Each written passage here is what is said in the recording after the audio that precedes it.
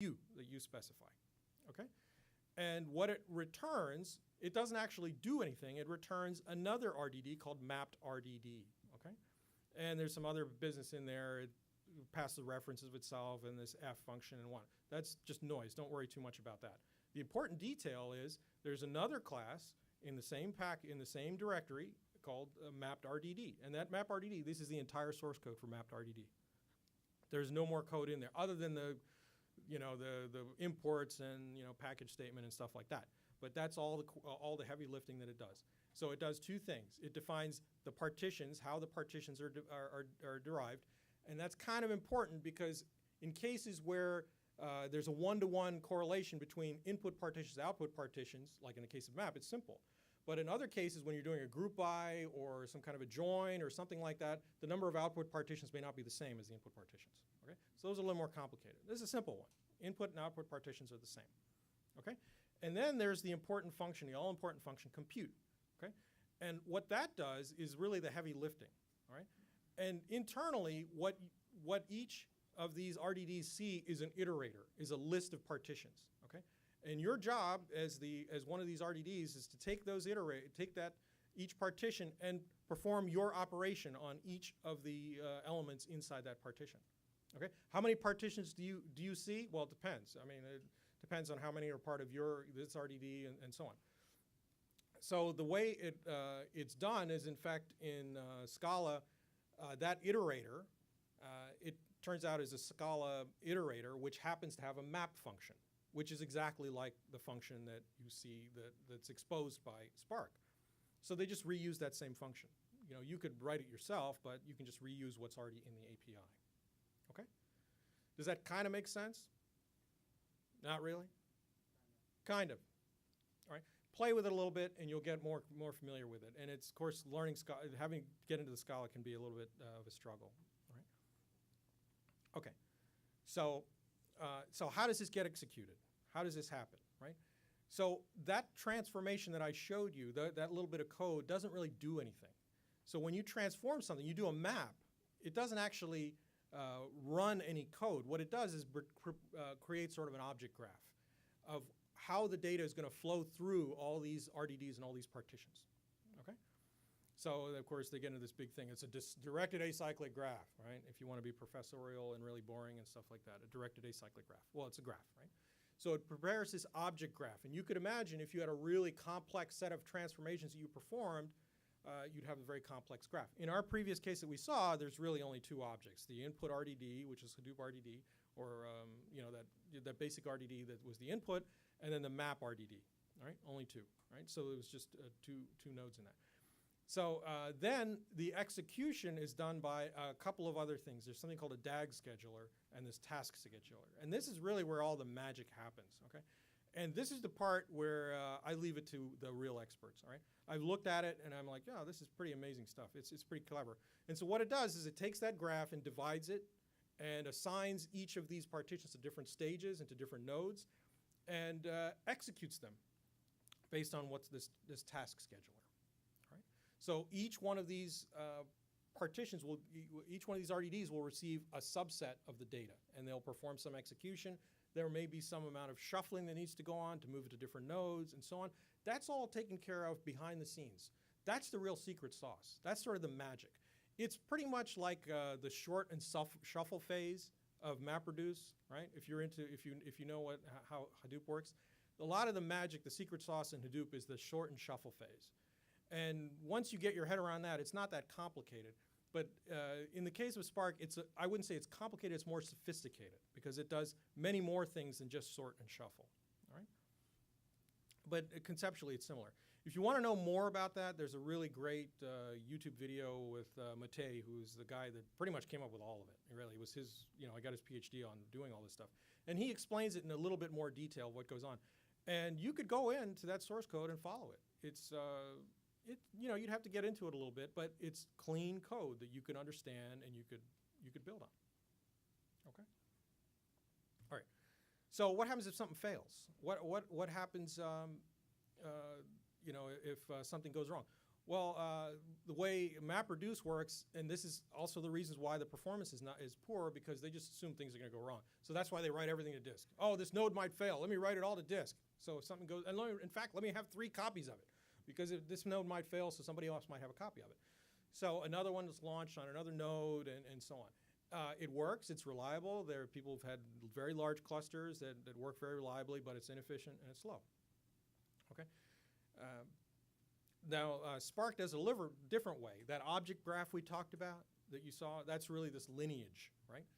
So it tells you how this data is going to flow through this object graph. So it's like a transaction log. So if one partition fails in there, it gets reconstructed. So that when you created that object graph to begin with, Spark knows, oh, this is what the object graph is, and that one partition's gone. I'll reconstruct it from an earlier state. All right. So a simple way to put it is MapReduce is sort of a pessimistic way. It assumes things are going to go bad, right? And so it writes everything to disk. Spark is the other way. It's optimistic. It says, well, probably things won't go bad. So if it does, then it'll reconstruct, which also leads to its performance and efficiency. It's a pretty clever idea. Pretty clever idea. And it works surprisingly well. I've tried it. I purposefully killed nodes, and it'll stumble a bit, but it'll pick up and move on. It's pretty clever. Okay. Okay, question. Go ahead. So how about the main node goes down, where the Spark core? That's a problem.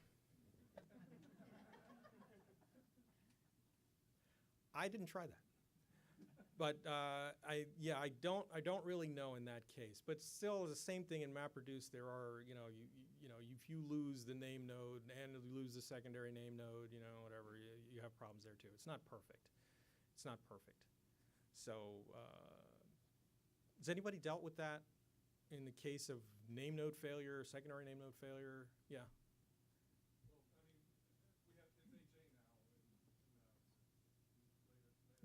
Yeah, in Hadoop 2, it is HA and all that, but I think you can still get to that point where, in that case, yeah. So actually, we've ran some Spark jobs, and it doesn't depend on the name node at all. So the name node manages the HDFS, and Spark runs on Resource Manager, which is Yarn. Right. So it doesn't matter. But I think his thing is the Spark master, where it's just a bunch of jar files you submit to Yarn, right? So Yarn does the resource management if you do that. Right. If you're saying Yarn could pick up and start another application master and do that, I guess that's. I mean, the name node doesn't affect Yarn at all. I was just saying relating it to say MapReduce isn't perfect either, because if you lose all your name information, you're gonna. Yeah, I mean, if you lose your Yarn resource manager, then. Right, you lose your Yarn resource. I mean, there is a point where it's gonna all fall over, but you can't read blocks if you don't have an HDFS volume, so the name node would be. I think it's important there. But.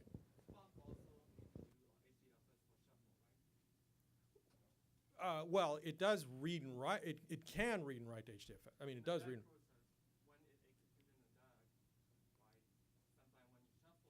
When you shuffle data, correct. You need to use HDFS.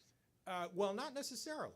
Right? When you shuffle data, is that I could send the data to multiple nodes and they could just hold them in memory, right? They don't necessarily have to be written to HDFS to do that. But if the data need to be processed across partition, right? You have this list of partitions. Sure, but like I say, let's say I have 100 megabytes of data, right? And I have a terabyte of memory in or let's say 500 megabytes of memory or a gigabyte of memory in, say, my entire cluster. So it could all stay in memory, right? So even if I shuffle the data and I move it to another node, it doesn't have to go through HDFS to do that. It just goes over a network wire and it sits in the memory of the other node. So all the data, if the data need to be cross-joined between two partitions, right? You're saying that all the data go through network. Oh, yeah. Yeah, it goes across, even on Hadoop, it goes across the network. It does. I mean, it has to, right? They're different nodes. I thought that there are some part of Spark that still depends on the HDFS for shuffling, processing some sort of data. That's what I'm not clear on. Well, the thing is, the source data, you're going to get it from somewhere. So if you get it from HDFS, obviously it's going to come from there, right? But you could, in theory, if you had enough memory, continue to process it entirely in memory, even if it shuffles, right? Because it could be moved over the network, sent to another node, and when it sees that data over the network wire, it doesn't have to write it to disk, right? It can still hold it in memory and process it in memory, right? That's where I'm not clear on. I mean, I thought that some part is still used in HDFS. Yeah, we could talk about it later. Okay, let's comment over here. Just to address that, even if all the data doesn't fit in disk or in memory, it spills to the local worker disk, not to HDFS when they're doing the shuffle. True. It doesn't have to go to HDFS, right? Correct. In fact, you're correct. Yeah. In the streaming process, you really don't have option to do anything in the disk. It has to be totally in the memory. Now, suppose, just assume that you have a 1 GB per second kind of streaming thing. Do you have any easy way to estimate how much of memory you need? Well, you can estimate that. Let's say you know the data rate that's coming in, right? So, and you know the total memory capacity of your cluster, right? So at the minimum, you've got to have enough, so you're going to process, say, it's some simple arithmetic you can go through to figure out how much is going to be in memory at any particular time. Because say it takes, 1 second to do the processing for, a certain data rate is going to take, a certain amount of time that you go through the cluster. I found this problem is more complex because on one side you have the data rate, on the other side algorithm matters. It does. Correct. It's not that straightforward. I thought it's not really that. Yeah, it's not easy because it depends on your algorithm. It depends. You got to go over the network and all these other factors. It's not trivial. But what I tend to do is just, if you do here's a simple way. If your data fits in 1% of the memory, you're in pretty good shape, right? If your data is 75% of the total memory capacity, not so good, right? Now, for that rule of thumb, depending Yeah. on application. But I don't see that the video or sensor data would be fitting into the same thing. I know that for video data, you actually can be probably at 50% will be good. But in some case, so Yeah. kind of, because you're working so much, I'm thinking if you have any kind of rule of thumb that you come up with. I think if you're over 50%, it's bad. I'd like to stay below 10%, right? That's just me. But you could probably creep up higher if you, depending on your algorithm and if you know your system and see a lot of that when you get to you want to get to high performance and the optimal system. That's a bigger problem. That's more an engineering problem, and that depends on your. I just wanted to clarify. So HDFS is not required in order to feed data into Spark, No, right? it's That's not one option. required. A It's lot of the one examples using it, but you could stream something You in over the could. network. It's all about getting RDDs in to operate off of, right? Right. It's all about getting the data in some way and processing it. Right. You're right. You don't. It's not right. HDFS is not required, but since Hadoop is still very popular and HDFS is actually pretty good, the source code is horrible, but still the concept is good. So it's still